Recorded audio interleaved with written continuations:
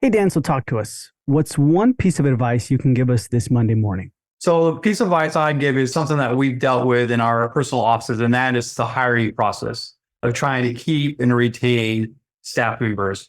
Over the years, about the last 12 years, as we've went from one practice to multiple practices, we found that hiring has been up and down. When we first started, hiring was easy. Everybody wanted a job and it was a good place to work, a good field to work in, especially for the front desk. Pretty easy 8 to 5 job. But as the years have gone on and times got tougher, and then minimum wage has gone way up. Like before, we could hire pretty effectively at a pretty decent wage and be competitive.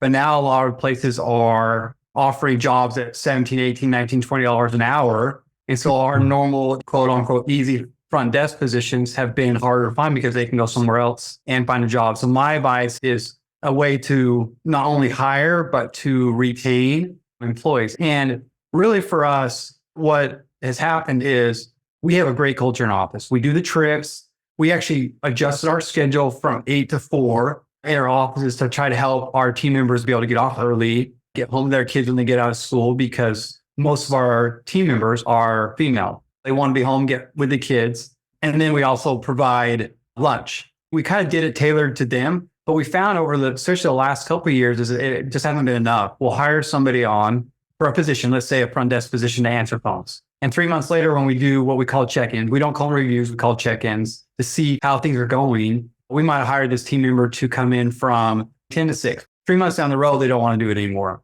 When we meet with them, they're like, I don't want to do this, but they want us to give them a raise for less work.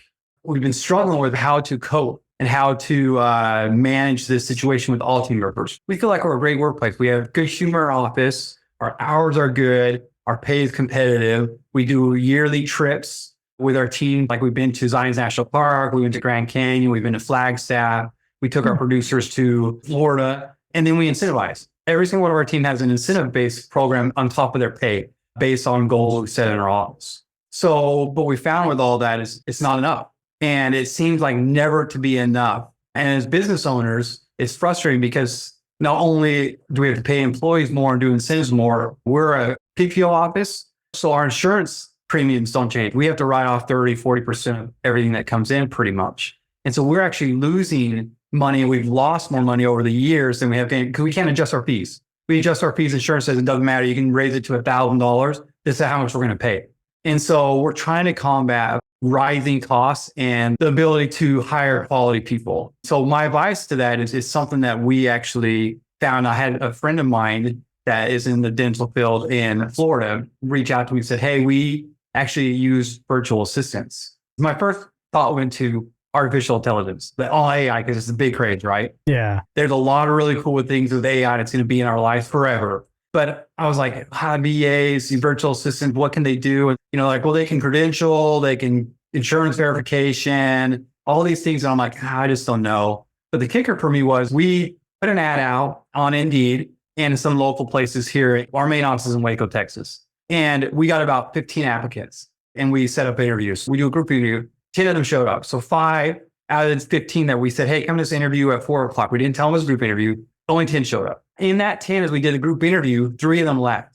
We do it as a group so they can see their competition. There's a whole methodology of why we do it that way. So they can say, well, man, she looks put together. He looks great. There's other people that want this job. 3 of them walked out. The 3 that walked out, they just walked out. Like once they got there, they're like, no, and left her. Well, no, what happens is when we do the interview, we brief everybody of what our culture's like. My brother gets up and I get up and we just talk about what we're looking for, what our cultures, our office, and how we kind of operate. So it's not saying the same thing to 10 different applicants when you get in the room. It's just saving time. But then at the end of it, we said, listen, see all these people in this room? You're all going for the same job. We have 2 positions available. We want to make sure that you're the right fit for us and we're the right fit for you. And after we say that, 3 people walked right out. And I don't know if it's a competition thing or if it was just something that they were nervous about. You just don't know. They didn't give us a chance. And so through the interview process, we actually have them when they sit down in the lobby before we start, they got a personality assessment. We want to see what their personality is like, see how they answer questions, what they would do in certain situations. And a side note, a funny story we did once, we had them do what we call the hamburger test. We gave everybody $5 and we said, I need you to go over here in Texas, Whataburger is a big thing. And so we're like, I need you to go over Whataburger. But we gave every single one different instructions of how we wanted our hamburger. So one might be, I want no mustard, no ketchup. I want 4 pickles and I want onions. And one might be, I just want my hamburger cut in half. Just simple instruction to see if they follow the instructions. And when they came back, someone would come back with just regular hamburger, or like in the interview, why didn't you follow the instructions? And they're like, I didn't know if they would do that. And so automatically know they would follow instructions. If we give you detailed instructions as an employer and it's written down, it should be pretty easy to follow those instructions. Anyway, side story, that's how we ended up hiring one of our best employees way back. It was about 8 years ago. She's still with us. Is because she came back and we wanted the hamburger cut in force, not just half force. She had to tell them, I need my hamburger cut in force. And I don't remember what else was on there, like half mustard on one side, half ketchup on one side. And she said she had to go back twice because they cut it in half, but they didn't put the ketchup on one half and mustard on the other half. So it showed us that she was willing to take direction and go above and beyond to get the hamburger right. We did a couple times. People didn't like it so much. And we had some team members like, it just takes too long. But for me, it was kind of a cool way to see if people follow direction. Anyway, back to the hiring is when we did the interviews, we hired 2 girls for front office positions. But ours is different because our front office, we have 4 offices. We have 1 girl that sits up front for check-in and check-out because we do most of our check-in, like our payment in ops with patients. So there's not a lot of it in and outs. So it's mainly just check-in and we're walking out, say thanks for coming. Here's your appointment card for their next appointment. So this is for our call center, which is in the back where they handle all the insurance verifications, pretties, we have to follow calls, maybe it's hygiene, recall, recare. And we hired them. And within 2 weeks, after they did to training, we lost one.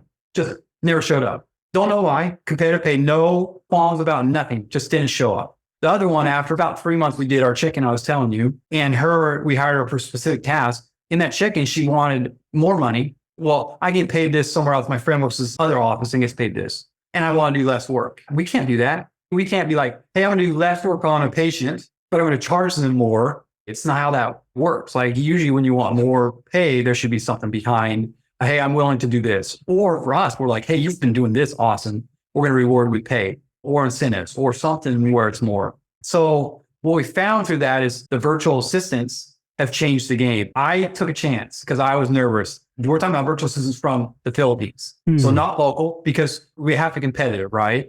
And so we hired one. Her name was Chin. The cool thing about it is when we hired her, I used a third-party company and they sent me a couple of resumes. I picked the one and then we did a virtual interview with all of them. And so I was able to talk to them and like me and you, I could see them, I could talk to them and I could ask them questions. And the reason why I wanted to do that and I thought it was cool is because then I could see how they react to certain questions, what kind of knowledge they had in the dental field, which is important. Because most of the people we hired, they had no dental knowledge. We were hiring them straight out where we had to do all the training. And so you spend a month and all the money training and then they walk out or they leave. Super frustrating and just not business savvy.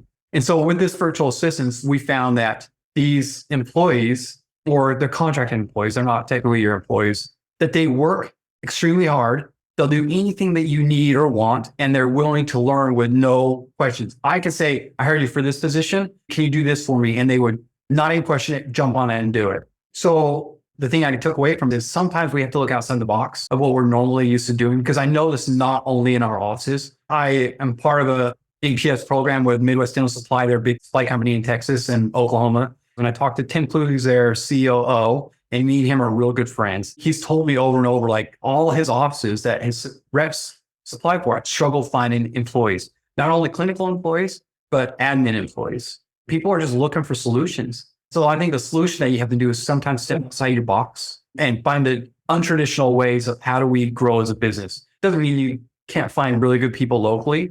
And I think it's important that we try to find people locally, but sometimes you have to say, okay, I have to do what's good for my business because I have people in my business to support. As a business, we're not only looking out for our paycheck, we are stewards of everybody that works for us. We help their family have food on the table, cars they drive, and it's important for us to keep that going and keep our business rolling and thriving. So not only we can help them, but we can also hire others to do other things. Like we started one office with 4 ops, 1 doctor and 2 hygienists. Now we have 4 offices, 6 doctors, 8 hygienists, and about 30 admin assistants. Just think about the impact that you can make on people's lives by doing that, by hiring and growing. I had one office I was talking to. He's like, well, I want to hire local. I just want to stay local. I think it's more authentic. And I'm like, great. But if you're not getting the work and the value out of the people you're hiring locally, you're going to struggle to grow. And then if you struggle growing, how are you going to hire more people? That's not how it works. So if you're able to bring people in on your team that can do things that you're not good or your team's not good at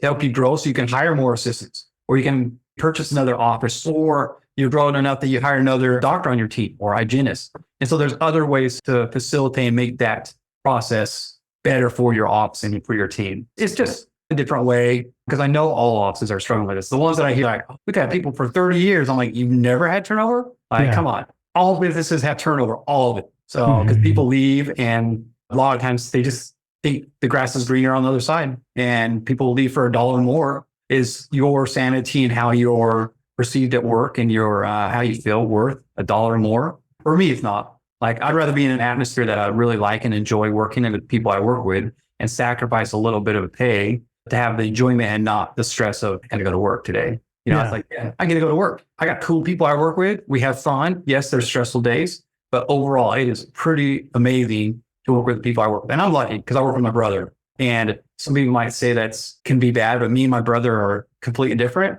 but it works well. He's a year younger than me, and we've been good friends since we were little, and it's just worked very well. And so we'll continue. Everything we do, all our business stuff, is me and my brother. Any business thing we do, we're always involved with each other. So it works out that way. Nice, man. So then, thinking outside the box. Awesome, man. So Dan, I appreciate your time. If anyone has further questions, you can definitely find them on the Dental Marketer Society Facebook group, or where can they reach out to you directly? So you can reach out to me directly. I give my cell phone out to anybody. It's 254-652-5717. So you can text me. A lot of people might have questions like how we did it with our virtual assistants or with our team. A lot of people might have questions, because my background is, I'm not a doctor. That's the difference. People are like, oh, my brother's a doctor. I'm the business side. My background is I own a bunch of Kentucky Fried Chickens. And when my brother was going to Ohio State, he said, hey, would you ever come help me run my dental practices? Long story short is I ended up selling my franchises, moving down to Texas when he had one practice, but we had a goal of how we were going to grow it. And so my perspective is a little bit different